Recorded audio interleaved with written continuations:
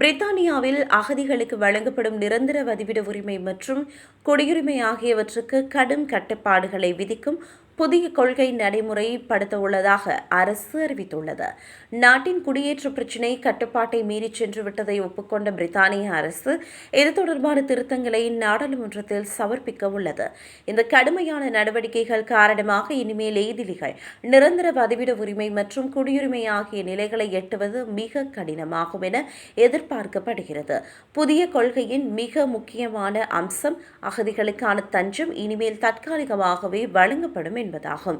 தஞ்சம் அங்கீகரிக்கப்பட்ட ஏதிலிகளுக்கு கூட அவர்களின் சொந்த நாடு காலப்போக்கில் பாதுகாப்பானதாக கருதப்படும் போது அவர்கள் மீண்டும் தங்கள் நாட்டிற்கு திருப்பி அனுப்பப்படுவதற்கான நிலை இனிமேல் எழும். நிரந்தர தங்குவதற்கான வழிமுறைகள் அடியோடு மாற்றியமைக்கப்படுவதால் ஏதிலிகள் பிரித்தானியாவில் நீண்டகால கனவுகளுடன் குடியேறுவது என்ற முடிவுக்கு வரும் என்று கூறப்படுகிறது. பிரித்தானிய அரசாங்கத்தின் இந்த கொள்கை முடிவை அந்நாட்டின் அமைச்சர் ஷபானா மஹ்மூத் தெரிவித்துள்ளார். நாட்டின் குடியேற்ற நெருக்கடியின் தீவிரத்தை அவர் நாடாளுமன்றத்தில் அதிகாரப்பூர்வமாக அடுத்த வாரத்தில் ஒப்புக்கொள்வார் என்று சர்வதேச செய்திகள் தெரிவிக்கின்றன. குடியேற்ற நெருக்கடியை கட்டுக்குள் கொண்டுவரும் நோக்கத்துடனேயே இத்தகைய தீவிரமான முடிவுகளை அரசாங்கம் எடுத்துள்ளதாக அவர் குறிப்பிட்டுள்ளார்.